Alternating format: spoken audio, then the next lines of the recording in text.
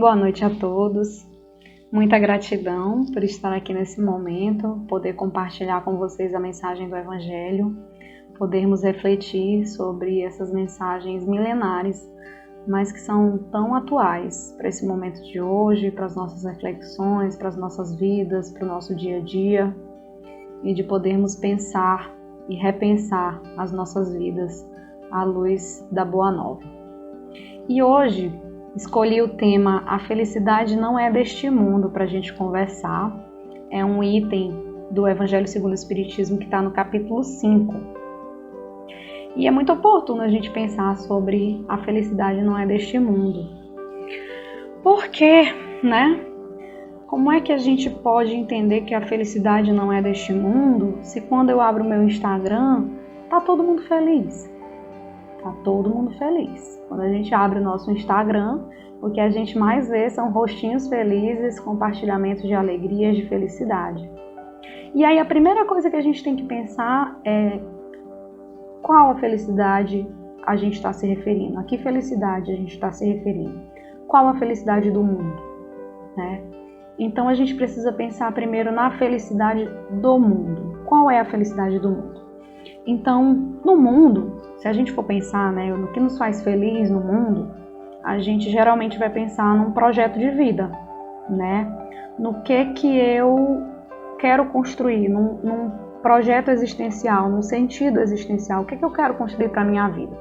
Então, bom, eu, Marina, psicóloga, no meu projeto de vida eu busquei estudar, busquei entrar para uma faculdade de psicologia, busquei me formar. Hoje eu busco melhorar as minhas referências profissionais, melhorar o meu desempenho profissional, desejo casar um dia, ter uma felicidade matrimonial, desejo ter, né, uma boa harmonia familiar, desejo ter filhos, enfim, a gente vai pensando aí nesses projetos, viajar, conhecer vários lugares, e são muitos os projetos que nós temos.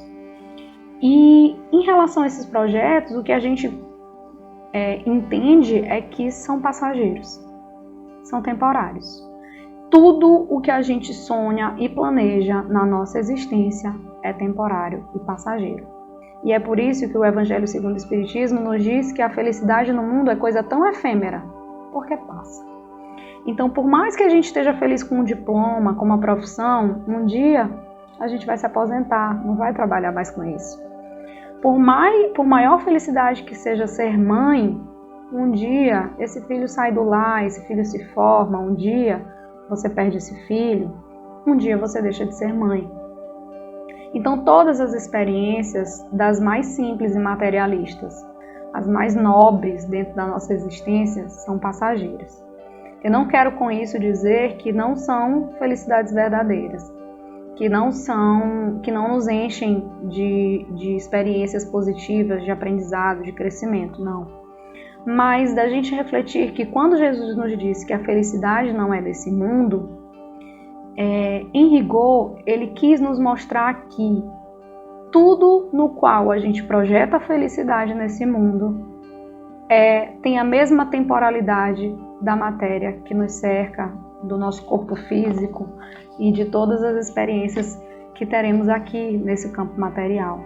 Então tudo é passageiro, tudo é temporário. E aí a gente busca pensar, né, sobre essa felicidade que nós buscamos tantos, sobre todos esses planos, esses projetos de vidas que nós lutamos, corremos atrás. E que muitas das vezes nos faz sofrer, nos faz nos sentir aquém dos outros, nos faz entrar em comparações. Então a gente pensa, nossa, eu não sou ninguém, porque eu não tenho isso, eu não tenho aquilo, eu não tenho determinadas conquistas. E aí você se enche de frustração, e aí você, né, direciona para você mesmo questionamentos, sentimentos muito negativos. Então da gente se perguntar, será se esses interesses que eu busco, será se esses objetivos que eu almejo são interesses meus, realmente, se são realmente interesses meus, ou se são interesses do mundo? Será se não é, na maioria das vezes, uma lógica que o mundo me impõe e que eu busco entrar nessa lógica de uma maneira irrefletida, de uma maneira, muitas das vezes, gananciosa, ambiciosa, nesse desejo do ego, né, de ser alguém, de se envaidecer, de receber reconhecimento.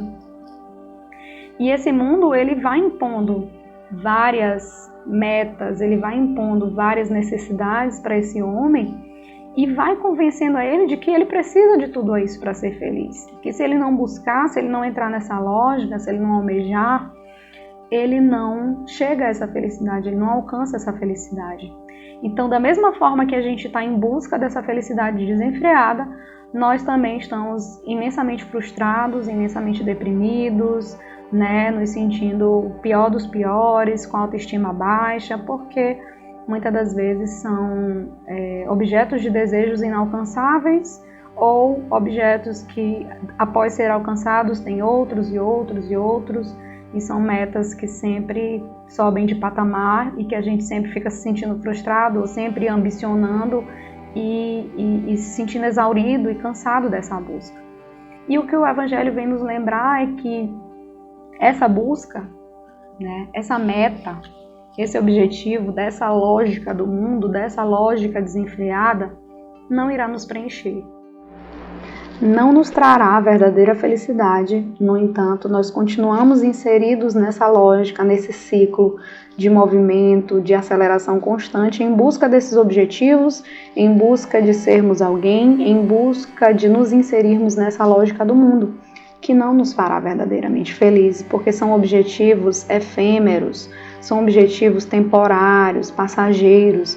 Então, nos trará uma felicidade, um contentamento momentâneo. No entanto, aquilo ali se esvai com o tempo ou eu tenho uma breve satisfação e já quero logo em busca de outro. E assim somos nós nesse mundo. A gente busca satisfações, né? Aquele momento passa e nós já buscamos outras, buscamos novas satisfações e assim nós oscilamos. Então, outra coisa que a gente tem que entender sobre essa felicidade do mundo é que ela é uma montanha-russa, né? E que por um breve momento nós nos contentamos e logo em seguida nós já estamos entristecidos com alguma outra coisa, desmotivados com alguma outra coisa, em busca de uma nova lógica, de um novo sentido. E o que Jesus vem nos dizer com a felicidade não é desse mundo é que, na verdade, deveríamos estar buscando essa felicidade em outros objetivos, em outros recursos que não esses recursos do mundo. E essa é a verdadeira, a reflexão mais importante para esse momento, né? O que é essa outra busca? Né? Qual é esse outro sentido que eu devo buscar, que não é esse sentido do mundo, que não é esse sentido materialista? Fica essa reflexão, essa indagação para todos nós, para nós pensarmos qual é essa verdadeira busca e nós vamos buscar responder isso ao longo dessa explanação. Para a gente ilustrar essa verdadeira busca, eu me recordo de uma música, né? Na verdade eu vou ilustrar com um exemplo, mas eu vou introduzir esse exemplo com uma música, que é a Balada do Louco dos Mutantes, né? E essa música diz: dizem que sou louco por eu ser assim, se sou muito louco por eu ser feliz, mas louco é quem me diz que não é feliz. E na Balada do Louco, esse poeta, né, o eu lírico dessa música, ele rompe com essas lógicas do mundo, ele rompe com essa coisa de ter 3 carros, e a música vai retratando isso, de um indivíduo que decidiu romper com essa lógica e decidiu buscar a felicidade de uma outra maneira, nas coisas simples da vida, nessa liberdade de pensar, de agir, de ter essa harmonia com o todo, de ter essa harmonia com o mundo e de poder fluir enquanto ser humano. E essa fluição enquanto ser humano e essa harmonia plena, né, com a criação e com os seres da criação, me lembra o exemplo de São Francisco de Assis. Quem já pôde assistir aquele filme Irmão Sol, Irmão Lua, a gente vê que o Francisco de Assis, ele estava inserido nessa lógica do mundo quando jovem. Ele era filho de comerciante, buscou ir para a guerra porque era o que era esperado para um segundo filho como ele, e ele estava inserido naquela lógica, né, da riqueza, dentro daquelas questões familiares e de atender a essas expectativas do mundo. No entanto, quando ele volta de uma experiência que ele teve na guerra, ele tem uma experiência transformadora e ele volta disposto a romper com tudo aquilo. E é naquele momento que São Francisco de Assis tira toda a sua roupa e sai andando nu pela cidade. E a cidade toda pensa, nossa, ele enlouqueceu, né? O filho de fulano, que era um comerciante famoso, enlouqueceu, tá andando nu pela cidade. E esse exemplo de Francisco de Assis, ele exemplifica bem essa questão de romper com essa lógica do mundo e de se conectar essencialmente com a natureza, com Deus, com os seres da criação. Porque é nesse momento que São Francisco de Assis sai andando pelos campos e começa, reinicia a sua vida nesse propósito de transformação, de mudança, de conexão com Deus. Então fica aí o nosso pensamento sobre o que é dar esse verdadeiro sentido, Será que a nosso modo nós também não temos que fazer pequenas rupturas com essa lógica do mundo? Será se quando nós nos frustramos excessivamente com algo que nós buscamos e que é meramente mundano ou meramente existencial, nós não deveríamos colocar um freio e pensar, opa, não deveria estar me entristecendo com isso? Ou pelo menos não deveria estar me reprimindo tanto, me rebaixando tanto, me diminuindo tanto só por causa disso, Uma conquista que é passageira, uma conquista que é temporária e que não diz exclusivamente quem eu sou em essência, dos meus valores, das minhas virtudes, das virtudes que já consegui construir, desenvolver nessa existência e em tantas outras. Então, que nós possamos fazer pequenas rupturas, É claro que nós não temos a grandeza moral de São Francisco de Assis, a maioria de nós. Então, que nós saibamos dar a devida proporção a esses valores, existenciais, esses valores desse sentido, desse propósito de vida material nossa, e não fazer com que isso nos assole o espírito, não assole o nosso emocional. E aí sim pensar no verdadeiro sentido, que são os nossos laços, os laços que nós desenvolvemos, as reconciliações que podemos fazer nessa caminhada, o aprendizado que nós temos mutuamente uns com os outros, o desenvolvimento dos nossos valores, das nossas virtudes. E São Francisco de Assis, ele exemplifica bem isso porque ele buscou essa conexão. Ele buscou uma vida essencialmente de doação, de conexão com todos os seres da criação, com os animais, com a natureza. E nós, quando nos frustramos, nos entristecemos com algo corriqueiro, nós poderíamos talvez fazer como Francisco de Assis fez, Nos voltarmos para os seres da criação, nos reconectarmos, pensarmos, refletirmos no verdadeiro sentido das nossas vidas. Qual é o verdadeiro sentido das nossas vidas? E nesse inteirinho a gente pensar, A gente pensar se estamos cumprindo com esse propósito, se estamos verdadeiramente nos esforçando, nos empenhando nesse cumprimento, nesse crescimento espiritual, que não nos será dado, esse tesouro nessa única existência. Que é um tesouro, é uma riqueza que nos trará felicidade, mas que será necessário muitas existências para nós desenvolvermos toda a nossa habilidade, a nossa capacidade de amar, toda a nossa capacidade e habilidade de sermos seres puros, de sermos seres mais evoluídos.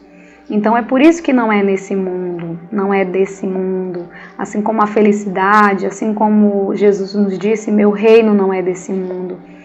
Porque não vai acontecer nesse mundo. Não é que esse mundo não irá alcançar esse patamar. Ele irá alcançar, mas não nesse momento. Precisa de uma renovação, de um processo de mudança, de transformação. E aí cabe aqui a gente lembrar da nossa transição planetária, que hoje a Terra é um planeta de provas e expiações. No entanto, nós estamos passando por uma transição planetária. Iremos alcançar um mundo de regeneração, um mundo mais ameno, um mundo mais tranquilo, onde a maldade não impera mais com tanta agressividade e a bondade já estará prevalecendo. E mais adiante poderemos alcançar mais ainda nessa caminhada evolutiva até conquistarmos esse reino de Deus. E essa caminhada para a Terra se transformar num reino de Deus, ela nasce em nós mesmos. Porque Jesus nos disse que o reino de Deus está dentro de nós. E aí é por isso que a gente faz esse paralelo entre essa vida desenfreada, agitada, onde nós buscamos essa riqueza, essa felicidade do mundo, onde nós nos cercamos de pessoas e nós estamos todo o tempo tentando entrar nessa lógica do mundo e viver uma vida agitada, acelerada, muito movimentada, com essa condição de interiorização da busca da verdadeira felicidade e da busca da construção do reino de Deus, que precisa vir a ser construído dentro de nós. E nós estamos todo o tempo aí assolados por esse excesso de informação, excesso de tudo, e ao mesmo tempo de coisa alguma, de coisas irrelevantes, de coisas efêmeras, passageiras, que nós nos distanciamos dessa internalização, né, desse refletir, de estar com nós mesmos. E se teve uma coisa que essa pandemia veio nos ensinar, é isso, né, dessa necessidade de desacelerarmos, de nos voltarmos para nós mesmos, de tentarmos nos conectar com a nossa essência, de buscar esse verdadeiro sentido para as nossas existências, de nos olharmos, de nos enxergarmos, de nos vermos com os nossos defeitos, os nossos valores e de tentarmos ter uma visão mais coerente de nós mesmos. Então, nesse sentido, é que as minhas anotações aqui, acabou passando na câmera, que nós, por que a solidão nos incomoda tanto, né? Por que esse momento a sós com nós mesmos nos incomoda? Porque nós estávamos habituados a esse excesso, a essa agitação, a essa aceleração. E agora a vida nos convida a desacelerar, a ter uma vida mais calma, mais cadenciada, que possamos buscar refletir, que possamos buscar nos reconectar com a natureza, com Deus, com os nossos familiares, com as pessoas que são verdadeiramente importantes na nossa jornada evolutiva, né, com quem nós temos que nos reconciliar, aquelas pessoas que nós temos que, né, superar desavenças. E é por isso que a gente desaprendeu, a gente não sabe fazer isso, e a vida está nos impondo essa condição através de uma pandemia, e que nós espíritas sabemos que é importante mergulharmos nesse processo íntimo de reflexão, de busca da nossa essência, de reconexão. Então nós temos medo da solidão, nós temos medo de estarmos sozinhos, de não estarmos rodeados de pessoas, e medo de sentir esse vazio, medo de sentir que o nosso projeto de vida é vazio de essência, é vazio de conexão interior. E não há nenhuma maneira de superar isso se não for lidando com esse desconforto e buscando verdadeiramente essa imersão para o nosso crescimento, para o nosso aprendizado. Então, a gente entende assim, né? Por que a felicidade não é desse mundo? E para que a gente resuma bem esses pontos, né? A felicidade não é deste mundo, porque tudo nesse mundo é relativo, é efêmero e nos força a entrar numa lógica das coisas do mundo que são passageiras. Nesse mundo há sofrimentos, então não tem como nós gozarmos de uma felicidade plena, porque há sofrimentos. Nós estamos num plano de provas e expiações. Jesus nos disse: no mundo hei de ter aflições, mas tem de bom ânimo, eu venci o mundo. Então talvez a paz que nós queremos sentir, a verdadeira felicidade, nasce a partir do momento que a gente consegue romper com essas vicissitudes da vida, ou a partir do momento que nós consigamos não dar tanta importância ou tanta valorização para esses aspectos materialistas. E principalmente também, né, em um outro ponto, por que a felicidade não é deste mundo, nós temos um sofrimento que é enraizado, que faz parte da nossa, que está muito enraizado no nosso íntimo, que nasce conosco e nos acompanha em nossa existência, que é a angústia do distanciamento da nossa verdadeira morada espiritual, da separação momentânea que nós temos com outros amigos que estão nesses planos, e pelo peso e densidade desse cárcere material que nós nos encontramos. Então nós naturalmente guardamos essa melancolia, essa saudade, essa angústia de estarmos passando por uma prova.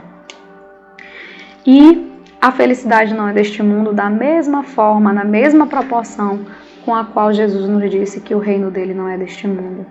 Não significa dizer que nós não iremos alcançar. Nós vamos, mas precisamos fazer esse movimento de introspecção, de reflexão, de autoconhecimento, para que a gente se transforme, para que a gente cresça e para que o mundo ao nosso redor comece a refletir esse exemplo da nossa mudança interior e se modifique também. E essa mudança coletiva transforme o nosso orbe planetário nesse reino de Deus.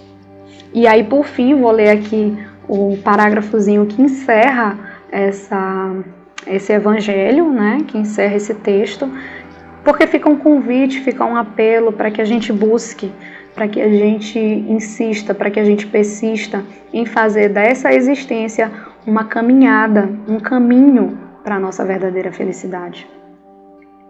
Mãos, pois, à obra, meus queridos filhos, que nesta reunião solene todos os vossos corações aspirem a esse grandioso objetivo de preparar para as futuras gerações um mundo em que a felicidade não seja mais palavra vã. É uma luta de todos nós, que nós estejamos empenhados e dedicados em transformar a nossa realidade, em transformar primeiramente o nosso campo íntimo e, em segundo lugar, o mundo que nos cerca. Que Jesus nos abençoe, nos inspire imensamente para que todo dia possamos ser cartas vivas do Teu Evangelho.